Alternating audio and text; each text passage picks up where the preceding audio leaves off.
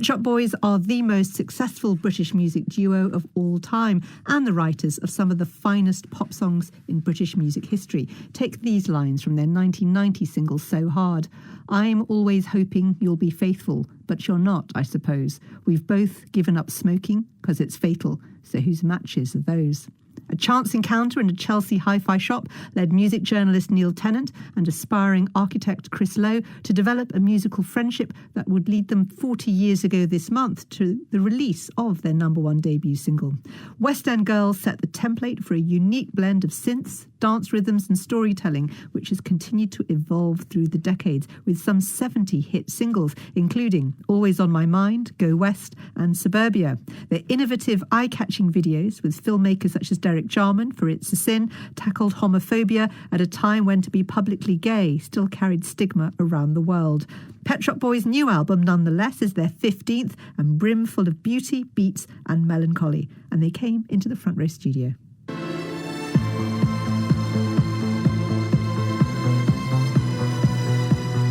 So I want to start with the title of the album. From the debut Please to the last one, Hotspot, the albums famously always have a one-word title. So what does Nonetheless tell us about where you are? Well, Nonetheless was written during the dreaded lockdown, which is almost kind of boring to talk about. But we actually had a very creative time during lockdown. And the album is quite sort of poetic sounding, I think, in a way. It's got a sort of sense of poetry to it. And the word Nonetheless suggested, one, we've been through all of this, but nonetheless, there's a new album. And also, it's got a sort of poetry to the sound of the word. It does. So let's talk about the first single off the album, Loneliness.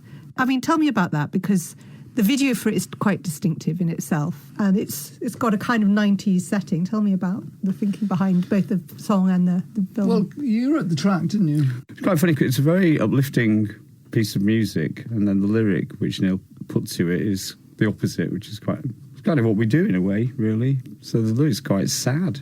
I mean, how would you describe the story of the song for those who haven't heard it? A euphoric dance track with depressing lyrics. The lyrics are meant to be depressing. It's about someone looking at a friend who's lonely and trying to encourage them to come out of their shell a bit more.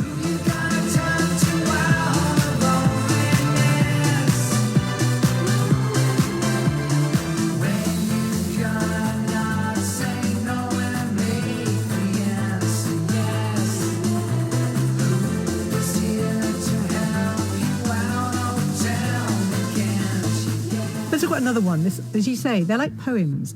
There's the song called Schlager Hit Parade, or Hit Parade. Hit Parade, yeah. There's a real 50s, 60s pop mood, and it's about the German post-war pop charts. Woraus kommt diese Idee? This idea came from... We spent quite a lot of time in Germany, and we have an apartment in the west of Berlin, and round the corner there's a funny old gay bar, which is now shut down, and they would play 1970s and 80s pop hits and Schlager music. I mean, Schlager actually apparently means hit. It does mean hit. And Schlager music became very big in Germany in the 50s and the 60s after the war. And that's really what the song is about, that it was very difficult for Germans to look backwards in the 1950s. So they looked forwards, and the soundtrack to that was Schlager music. So it was kind of upbeat and the sort music. Of aggressively happy music. Happy. Yeah. Gemütlich. And aggressively happy is quite an interesting thing, isn't it? Sometimes it's sentimental, you know.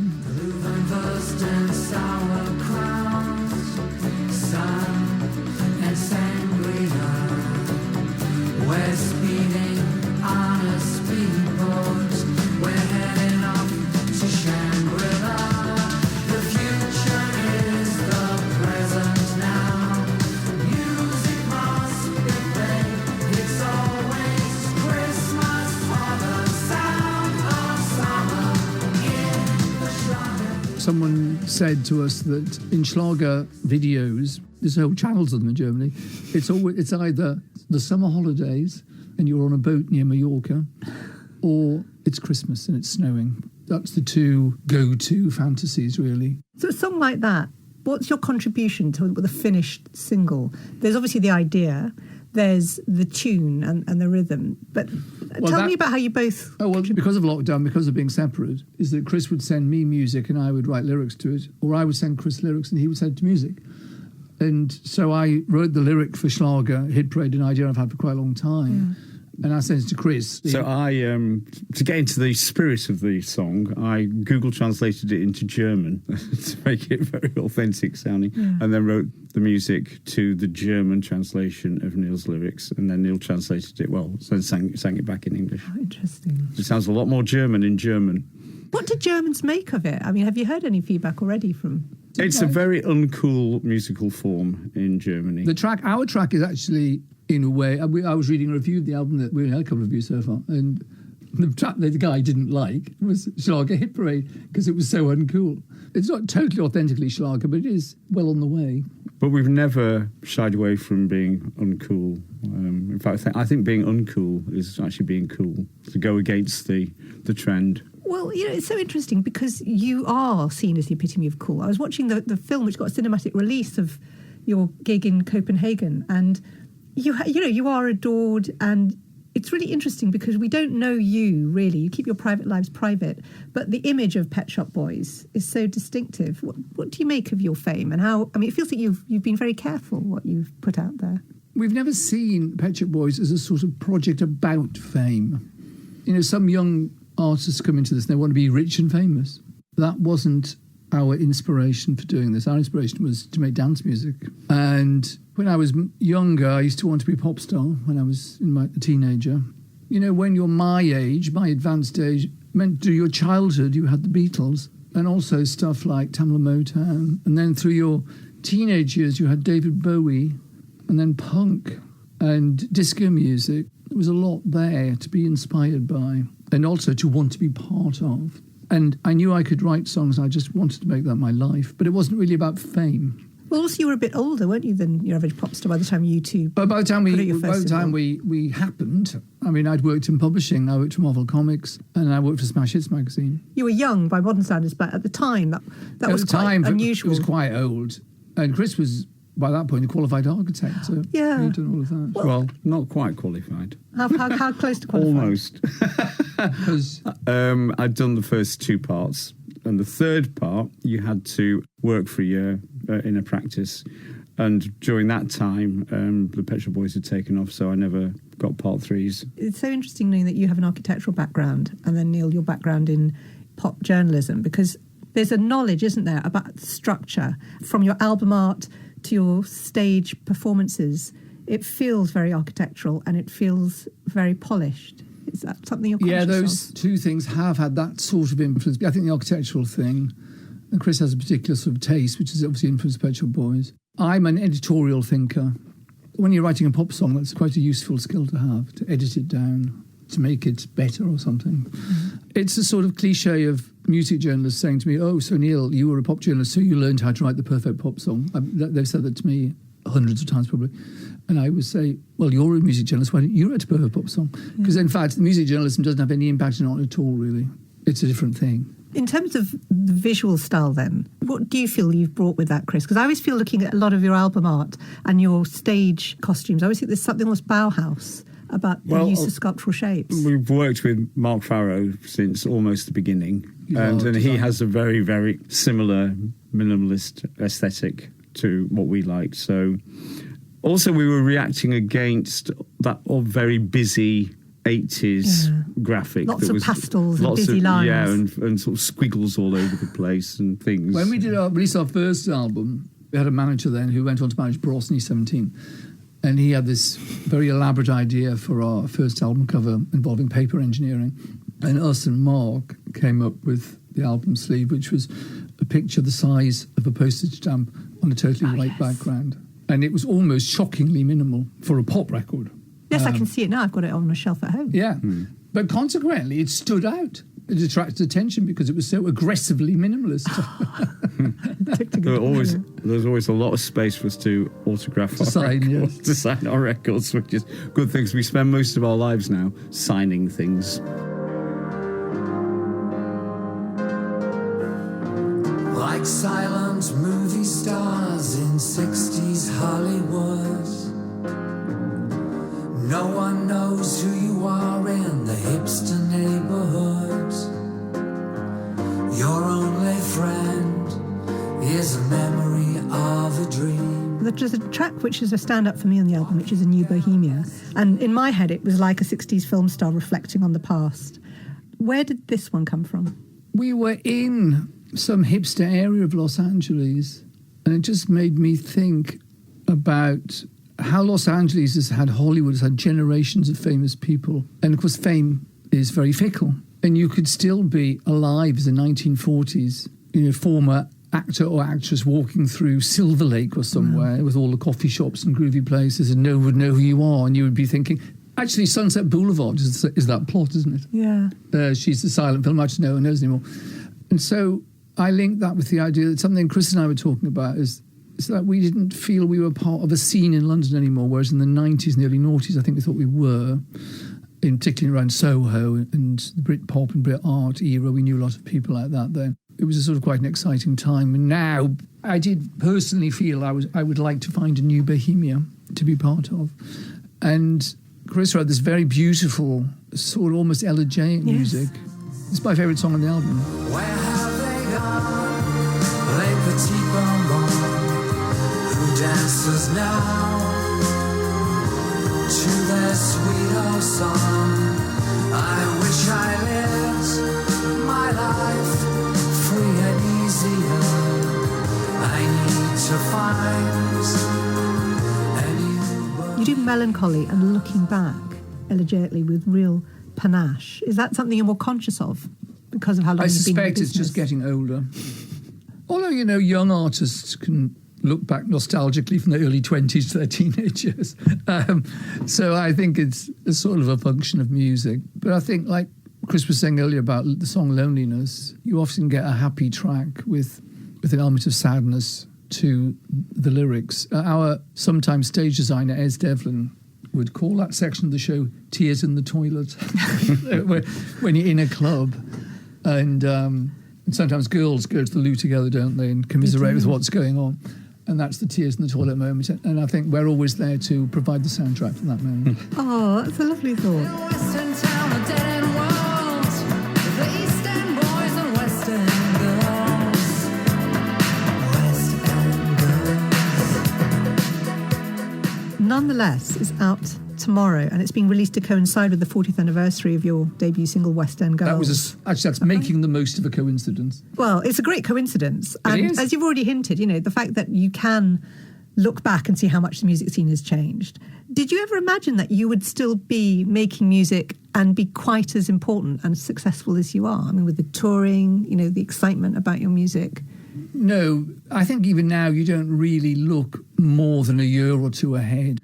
I always say that when we signed to EMI, and that was in 1985, we were signed for a 7-album deal, and I thought it was a ludicrous idea we'd ever make 7 albums, because making one seemed like so much work. Can't imagine doing anything else, though. I haven't got much longer to go. A couple of albums. What do you mean? You never know, do you? You don't know how long you've got.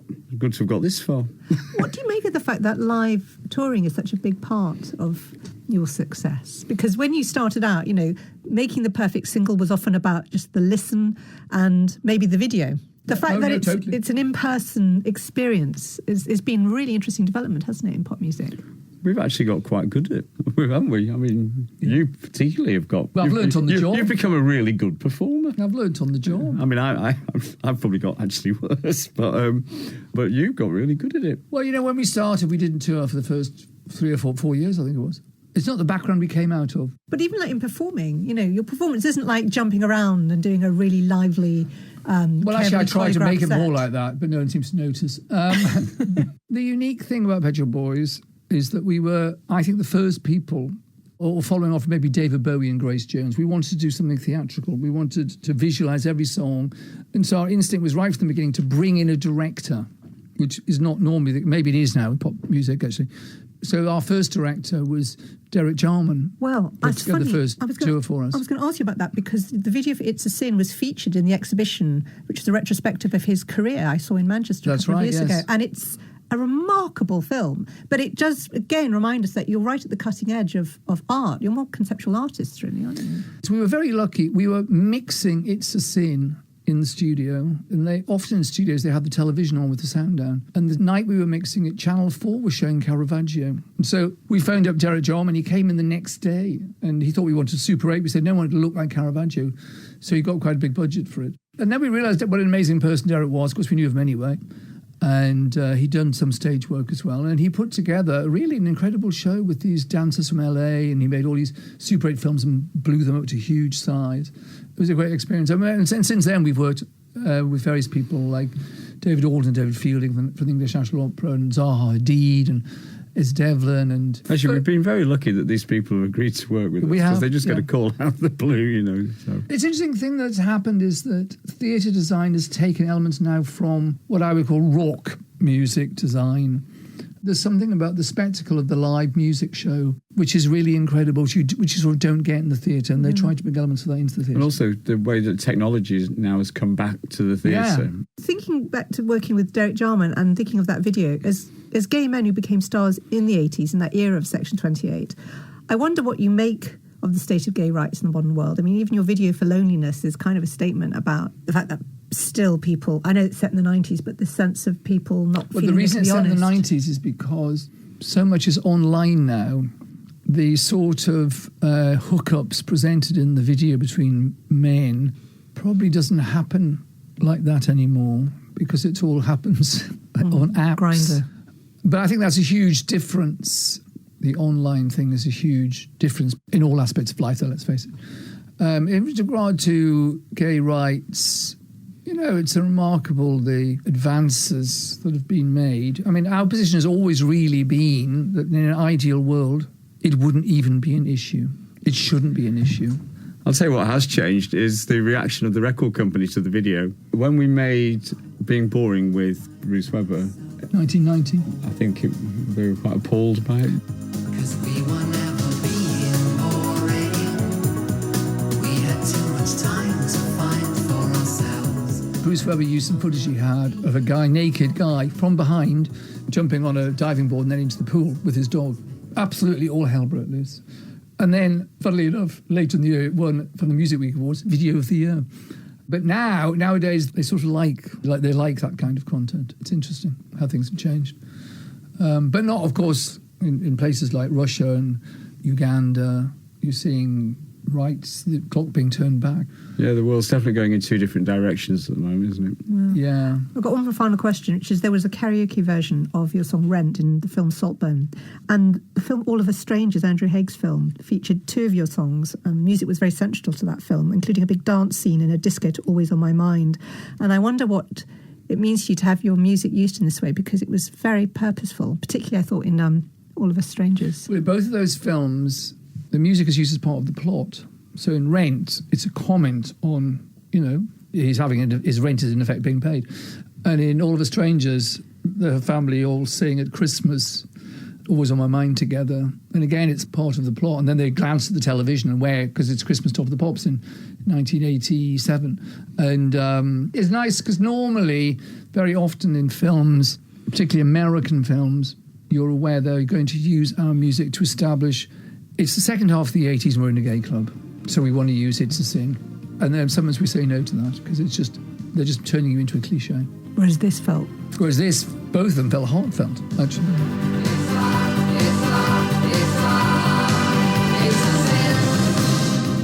Neil Tennant and Chris Lowe of Pet Shop Boys. Their new album, Nonetheless, is out tomorrow.